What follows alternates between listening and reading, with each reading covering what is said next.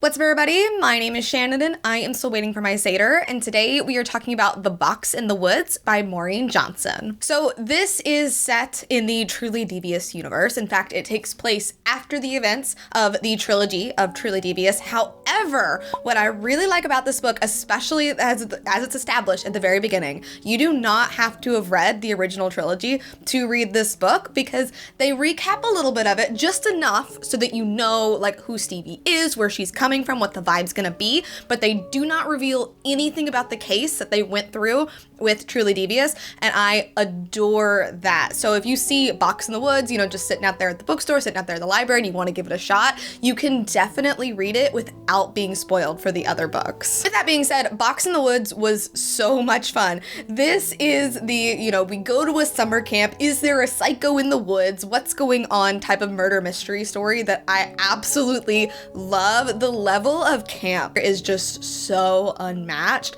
and honestly, putting Stevie in this scenario was such a great idea. So back in the 70s, these 4 teenagers were brutally murdered at a summer camp. So naturally, they reach out to Stevie and they're like, hey, you did a great job, over at this other thing. So why don't you come down here and we're gonna film a podcast and like maybe you can like help us out. And Stevie's like, of course I will. Of course I'm going to come do this, and all my friends are gonna come with me.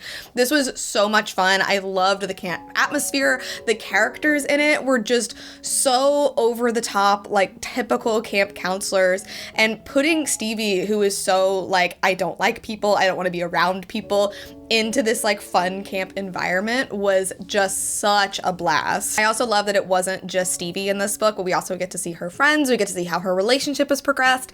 But with that being said, it still feels like a good standalone, so you could read this without knowing the history with her friends and with her boyfriend and still feel like it pays off. However, I do wonder if you read this book without the first 3, if you're gonna think this is the killer, because honestly, like sus vibes. With all of that being said, I am giving this book an A-. The minus is because I was trucking along, I really enjoyed it, but then I feel like the ending came up so quickly, like I wasn't expecting it. And I don't know if that's from me reading the other books and that being like a 3-book long mystery and you don't get all of the pieces until you're in that 3rd book, or if it was just something with the pacing, because I would say that The Box in the Woods is more of like a fluffy fun time romp. I say that even though like, yes, it is about murder, but if you like this kind of thing, like it is a little bit fluffy.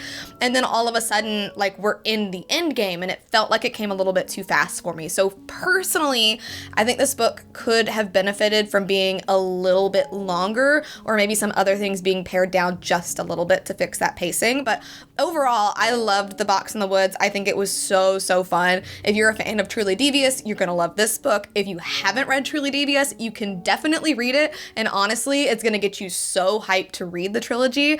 And I'm looking, I think we might getting more spin-offs in the future, and honestly, so here for that. I need more of Stevie solving mysteries. But anyway, thank you guys so much for watching this video. If you liked it, be sure to hit that like button down below, and don't forget to subscribe to Talk Books with me every week. That is everything I got for today, and I will see you guys next time.